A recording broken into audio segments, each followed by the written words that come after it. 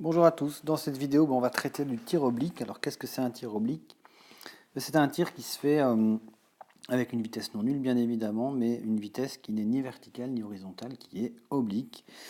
Et quand on réalise un tir oblique, la trajectoire qu'on observe c'est une parabole. Ça on va le prouver plus tard. Ici j'ai pris le cas où le tir se fait à partir du sol et le projectile retombe au sol un peu plus loin, à une certaine portée. On voit le vecteur vitesse qui est ici, donc ça c'est la vitesse initiale qui est représentée à l'instant où on tire le projectile. Et on va un peu regarder ce qui se passe et essayer de comprendre pourquoi on a une trajectoire de courbe comme ça, voir comment on peut étudier ça de manière mathématique. Effectivement, on va avoir besoin de deux axes, c'est un référentiel à deux dimensions puisqu'on a une trajectoire courbe dans ce cas-ci. Donc j'ai choisi deux axes, un axe X pour l'horizontale, un axe Y pour la verticale. Et là, je représentais la même chose, donc toujours le vecteur vitesse initiale, et j'essaye de comprendre un peu ce qui se passe selon les deux axes. Alors pour comprendre ce qui se passe, je vais déjà d'abord me poser la question de quelles sont les forces qui sont présentes dans ce mouvement-là. Lorsque je lance un boulet de neige, pourquoi est-ce qu'il retombe au sol? Il retombe au sol parce qu'en fait la gravitation l'invite à rejoindre le sol assez rapidement, n'est-ce pas? Donc la force de gravitation, c'est une force qui est verticale, dirigée vers le centre de la Terre. Et donc si on a une force qui est verticale, qui s'applique à une masse, on aura une accélération due à cette force, qui est une accélération verticale. Et donc cette accélération verticale, si on regarde le mouvement un peu plus tard, c'est toujours une accélération verticale, même si le mobile a changé de place. Donc la force gravitationnelle étant verticale, l'accélération ne bouge pas. À l'horizontale, il n'y aura aucune accélération, il n'y a aucune force horizontale qui va intervenir dans ce mouvement-ci. Donc quand on décompose notre mouvement selon les deux axes, qu'est-ce que je retrouve? Je vais pouvoir écrire quoi? Selon x, selon x, on a dit il n'y a pas de force, il n'y a aucune accélération. S'il n'y a pas d'accélération, je vais avoir comme type de mouvement un émeru. Et donc, je vais pouvoir écrire les équations horaires qui correspondent au émeru. Je veux dire que la position horizontale selon x, c'est la position de départ. Alors ici, moi, j'avais pris 0, donc 0 plus la vitesse initiale que j'avais selon x, fois le temps qui passe. Donc voilà pour la position horizontale. Ok? Selon y, on a vu que à cause de la gravitation, on a une accélération gravifique verticale qui est constante, donc on va avoir un MRUV. Je vais étudier la position verticale en fonction du temps.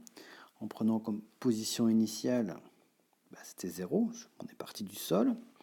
Une vitesse initiale verticale, il y en a une, puisque mon vecteur vitesse au début possède bien une composante verticale, que je multiplie par le temps, plus l'accélération fois le temps carré sur 2. Mais mon accélération ici, dans le référentiel que j'ai choisi, orienté vers le haut, j'aurai une accélération négative qui est en fait la gravitation, donc moins g t carré sur 2. Donc ça, c'est pour ma position verticale. Et on a aussi la vitesse verticale qui va varier en fonction du temps.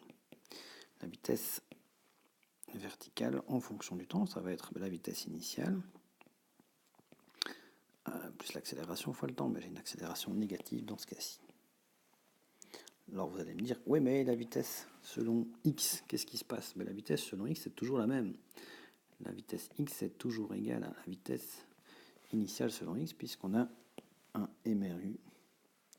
Donc on a toujours cette composante-là pour le vecteur vitesse à l'horizontale. Okay, donc voilà les équations qui vont nous servir à étudier le mouvement. Un MRU à l'horizontale, un MRU à la verticale.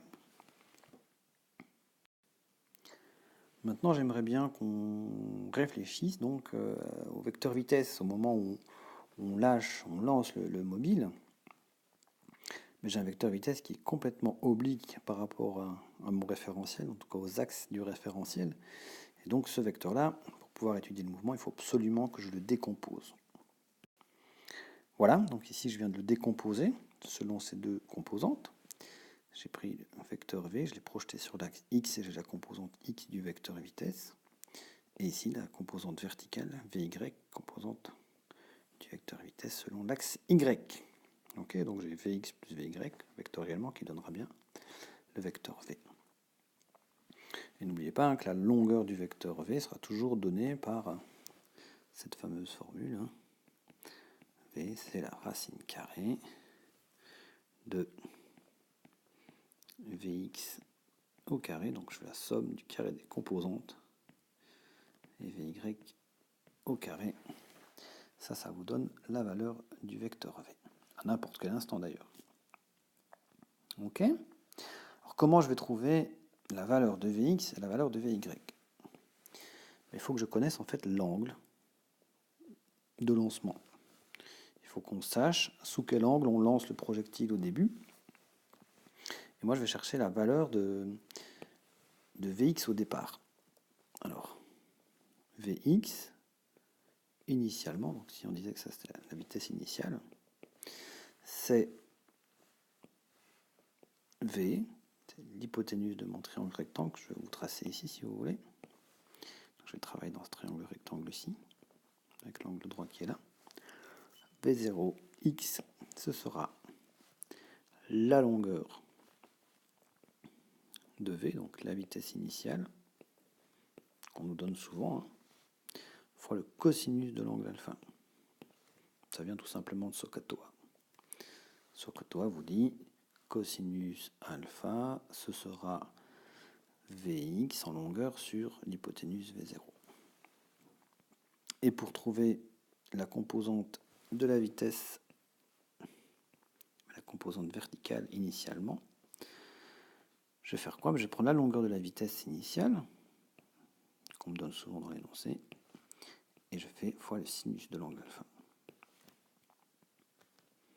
Ok? Donc ça vient aussi de SOHCAHTOA qui dit que le sinus de alpha, c'est le côté opposé sur l'hypoténuse.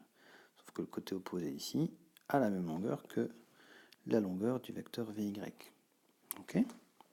Alors ici, j'ai pris les vitesses pour bien parler. Je vais les prendre en valeur absolue. On va parler de la longueur de la composante. Et voilà. Ok, donc deux formules à bien retenir. V0x, c'est V0 cos alpha, V0y, V0 sin alpha. Ok? Alors une fois que le projectile a été lancé, le vecteur vitesse va changer son inclinaison, il va aussi changer en longueur. Donc moi je vais être capable de décrire l'orientation du vecteur vitesse et donner sa longueur à n'importe quel instant. Donc pour pouvoir faire ça, moi j'ai besoin de bien connaître les composantes du vecteur vitesse à n'importe quel instant. Alors, une fois qu'on a lancé le projectile, on a vu que Vx en fonction du temps, ce sera toujours V0x. Ok. Donc V0x, je le trouverai comment? En faisant V0 fois cosinus alpha qui était l'angle de départ. Et pour trouver la valeur de Vy, donc je parle en valeur absolue ici, pour trouver la valeur de Vy en fonction du temps, il va falloir que j'utilise les équations du MRUV. Donc il y avait V0y moins G fois T. Okay. Et là, j'ai les composantes du vecteur V. Grâce à ça, pour trouver la valeur de la vitesse à n'importe quel instant, je me répète, mais je le réécris, c'est Vx au carré plus Vy au carré. Ok? Maintenant, on voudrait aussi connaître peut-être la valeur ici de l'angle d'inclinaison. Quelle est l'inclinaison du vecteur V par rapport à l'horizontale? Rappelez-vous, c'est comme dans le tir horizontal, on va utiliser SOHCAHTOA. Ici, cette longueur-là, c'est la même chose que Vy. Et on sait que la tangente de l'angle alpha, ça va être la composante Y sur la composante X. Du coup, l'angle à n'importe quel instant sera donné par l'arc tangente de la composante Y sur la composante X. Prenez les valeurs absolues pour pas avoir de problème avec les signes. D'accord? Donc maintenant, on est capable de donner l'inclinaison du vecteur vitesse à n'importe quel instant. On est capable de donner les composantes du vecteur vitesse à n'importe quel instant aussi. La longueur du vecteur vitesse pour n'importe quel instant. Les positions, on les a vues dans les équations de départ. On est capable de donner la position x, y. Donc on peut repérer le mobile à n'importe quel instant. on connaît tout, l'accélération elle est constante, donc on peut décrire le mouvement complètement. Voilà.